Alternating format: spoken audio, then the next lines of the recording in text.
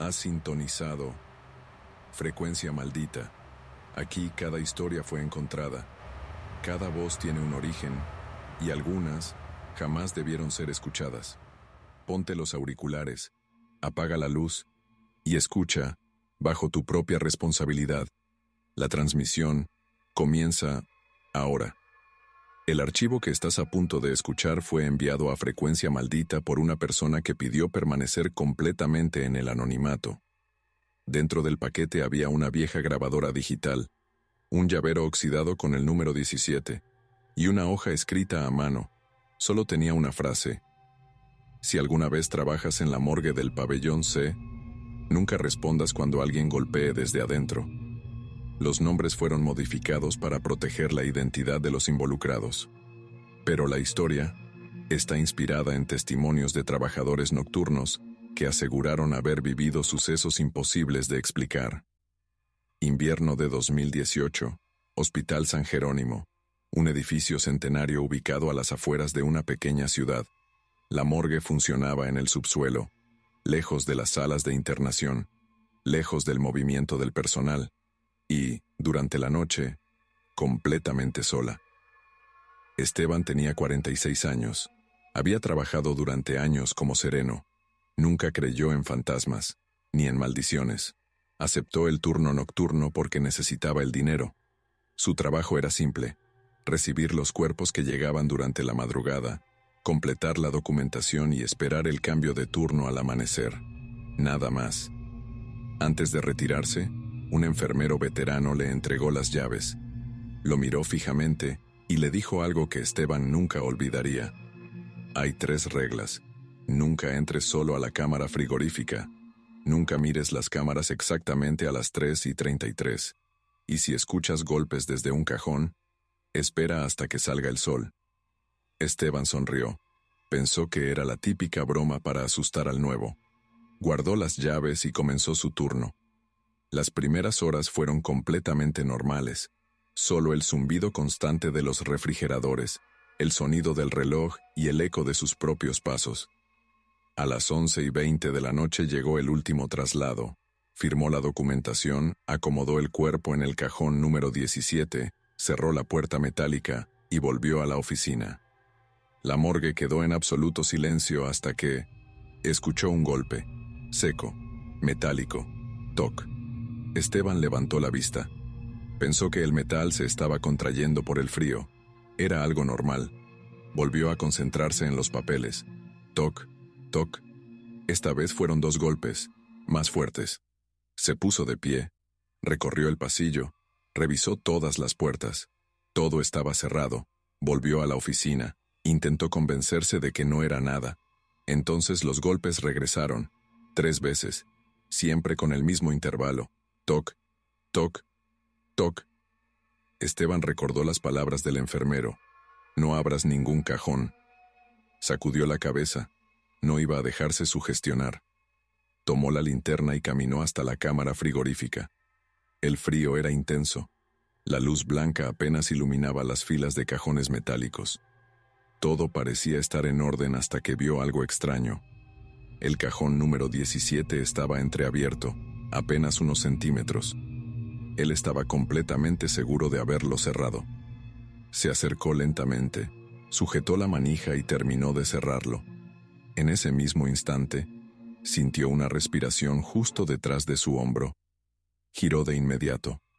No había nadie, solo el largo pasillo iluminado por luces parpadeantes. Regresó a la oficina con el corazón acelerado. Se preparó un café, intentando olvidar lo ocurrido. Fue entonces cuando decidió revisar las cámaras de seguridad. La cámara de la morgue mostraba el pasillo completamente vacío. Pero la puerta del cajón número 17 volvía a estar abierta. Esteban corrió nuevamente hasta la cámara frigorífica. Esta vez el cajón estaba cerrado. Miró alrededor. Nada, absolutamente nada. Volvió a la oficina.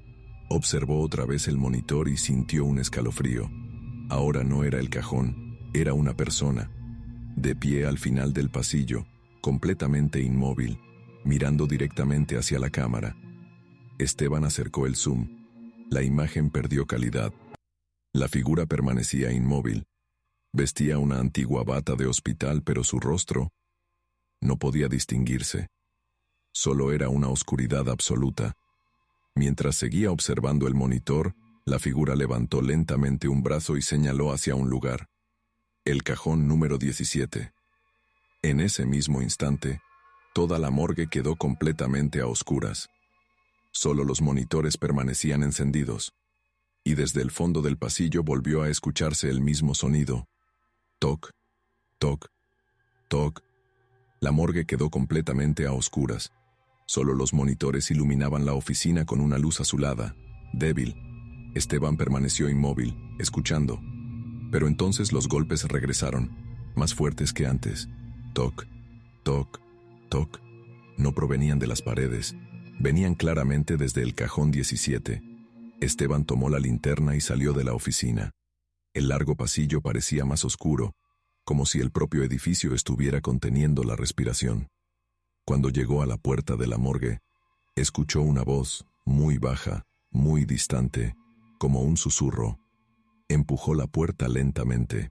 La cámara frigorífica parecía vacía, pero la puerta del cajón 17 estaba completamente abierta. Se acercó, iluminó el interior y se quedó paralizado. El cajón estaba vacío. El cuerpo había desaparecido. Miró a ambos lados, pero no había forma de sacar un cuerpo sin pasar por delante de él. Entonces, escuchó pasos detrás suyo, lentos, arrastrados. Giró de inmediato. No había nadie. Pero la cámara de seguridad seguía grabándolo. Regresó corriendo a la oficina para revisar la grabación. Vio el momento en que salió y luego vio algo aparecer al fondo del pasillo. La misma figura de bata antigua. La figura caminó hacia el cajón 17, abrió la puerta y permaneció observando el interior. Después levantó la cabeza y miró directamente a la cámara. La imagen sufrió una interferencia y cuando volvió, la figura había desaparecido y el cajón estaba vacío. Esteban sintió un nudo en el estómago. Entonces notó algo peor. En el reflejo del monitor, detrás de él, había alguien parado.